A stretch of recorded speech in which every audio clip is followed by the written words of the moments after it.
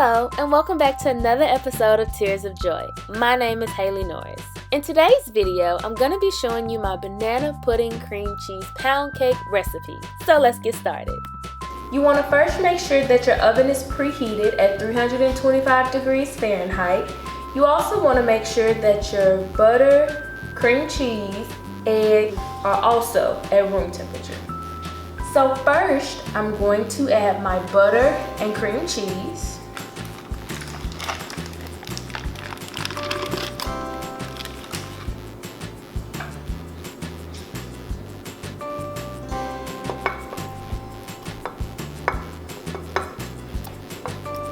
And I'm gonna cream my butter and cream cheese for about 2 minutes, just so they can mix together. And I'm gonna mix it on medium speed.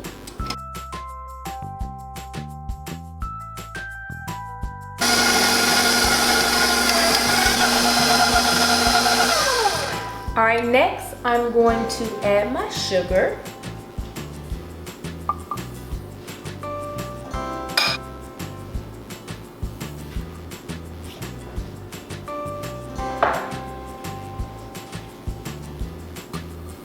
Now I'm going to cream my butter and sugar for about 5 minutes. This is going to allow my butter mixture to be light, airy, and fluffy. And I'm going to mix it on medium-high speed.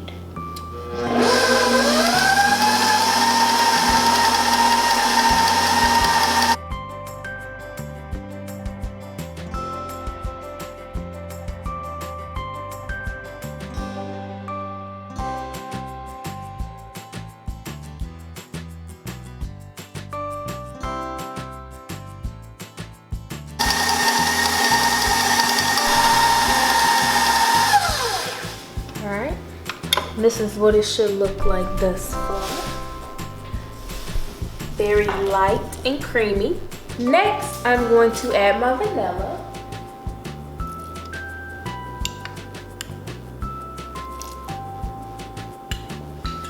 Mix it on medium-high speed for about 30 seconds. Now that I've finished mixing in my vanilla, I'm going to scrape down my bowl. And you want to make sure you scrape all the bowl down, and you also scrape down your paddle attachment. Or if you're using the hand electric mixer, your wrist.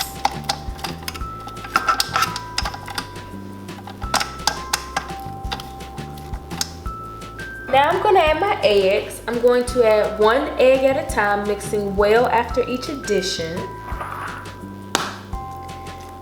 And I like to crack my eggs in a separate bowl.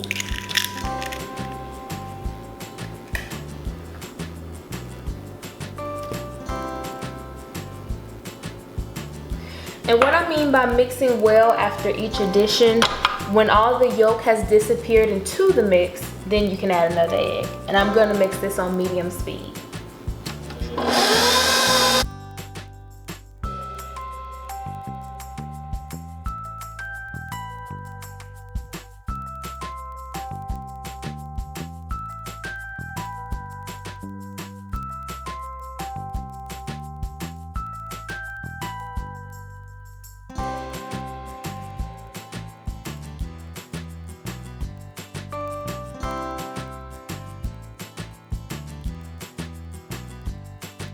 It's important not to overbeat your batter, as this can result in a dry cake. I'm going to scrape my bowl down. It's important to scrape your bowl down because you want to make sure that all of your ingredients are incorporated into your cake.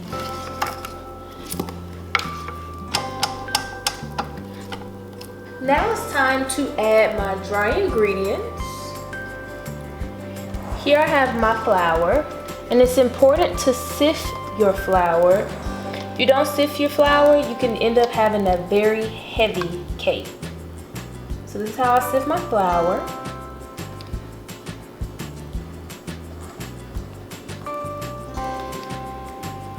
This is what it should look like. It's a very fine texture. Now I'm going to add my banana cream pudding mix.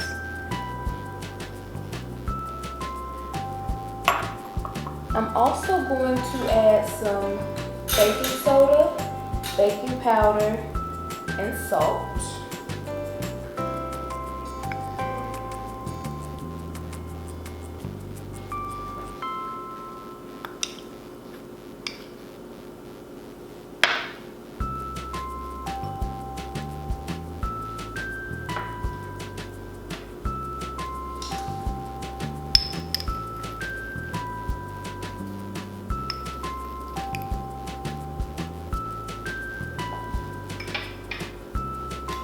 Now I'm just going to whisk this all together.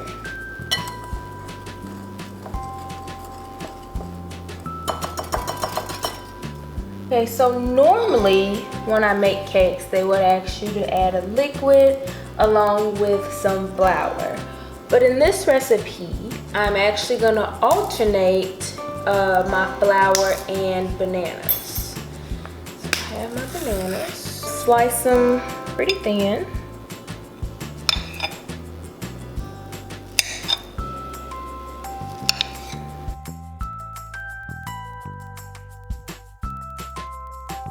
Going to place them in a Ziploc bag.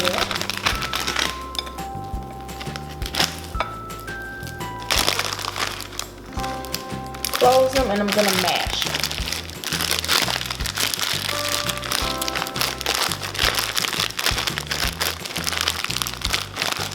Still going to alternate my flour and my mashed bananas, starting with my flour. Now I'm adding my banana. Adding a little bit at a time, and I'm gonna add it in 3 parts as if I had liquid. So I say add about 1/3 of your banana mixture.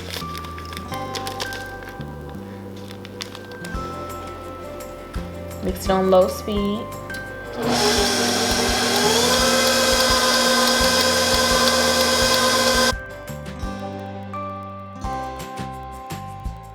Your flour has completely mixed in before you add your bananas and vice versa.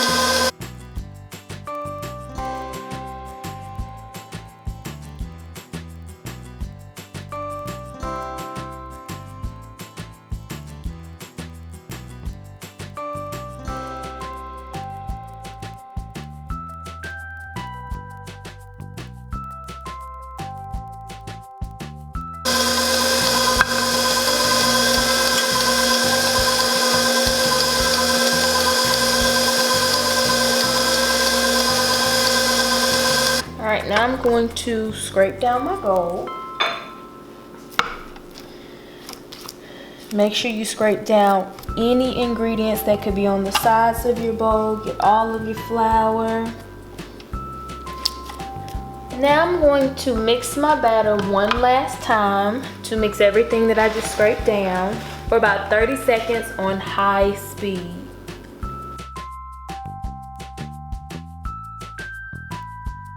Now it's time to prepare our pan.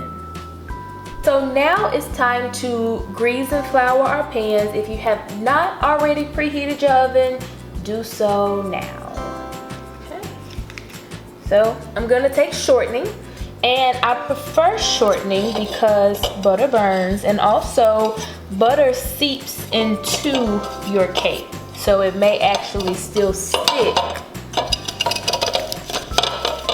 Your cake may actually still stick to the pan. And definitely make sure you get the top of your cake.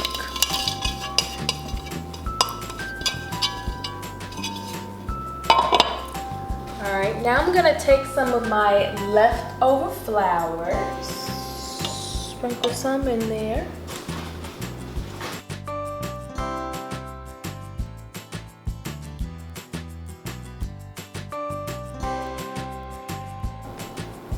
What I like to do to make sure that I get all of my batter out is I like to wipe with my hands, yes, my hands, and get all of the cake batter off.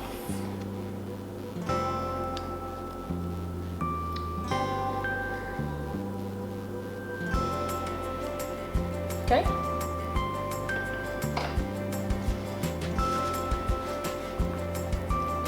Now I like to take a spoon. And I like to make sure I scrape one last time, scraping the very bottom of the bowl.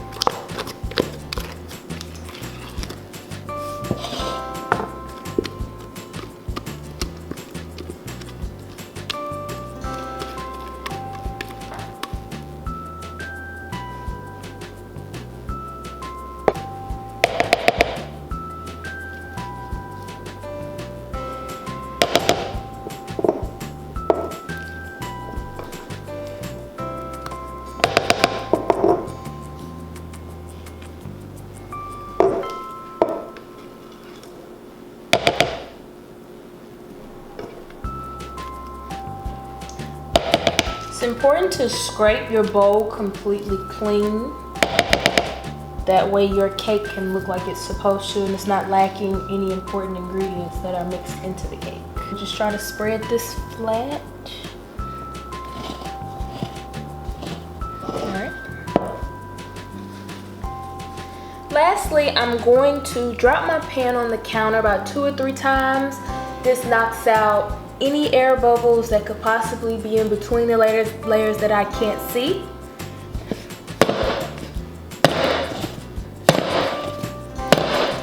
Alright, and it also helps flatten the cake as well once those air bubbles have knocked out. I'm now going to place this in the oven for about an hour and 35 minutes to an hour and 45 minutes. You want to make sure that you bake your cake to the minimum time, because some ovens cook faster than others, so you want to make sure that you check it at the minimum time and then give additional time as needed.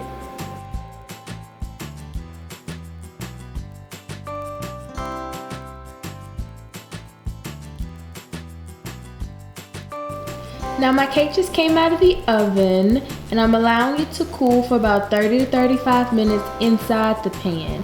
If you try to pop the cake out of the pan too early, you can risk cracking your cake. So let it sit for about 30 minutes in the pan. Cake has cooled for about 30 minutes in the pan.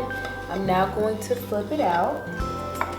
So I like to take a butter knife to loosen the edges.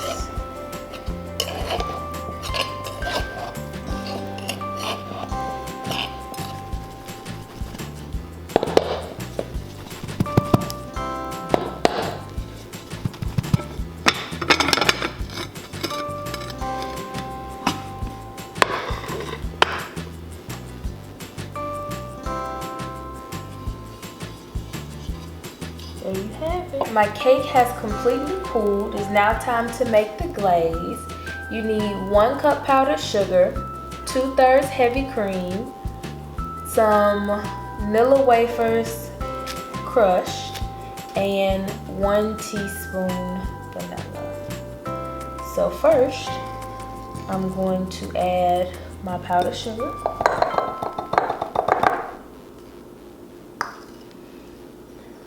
Next, my heavy cream.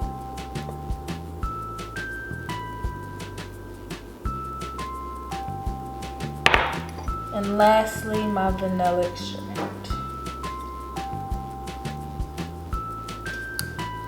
Now I'm going to whisk these ingredients together.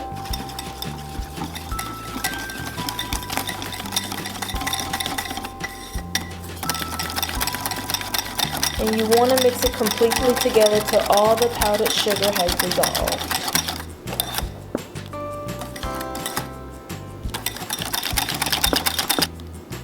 Alright, now I'm ready to glaze my cake. Thank you so much for watching this video. If you enjoyed this video, please give it a thumbs up, and if you haven't already, please subscribe to the channel. For more updates, you can follow us on our social media platform, Instagram and Snapchat at tearsofjoy17. Now don't forget, if there's a whisk, there's a way. Bye!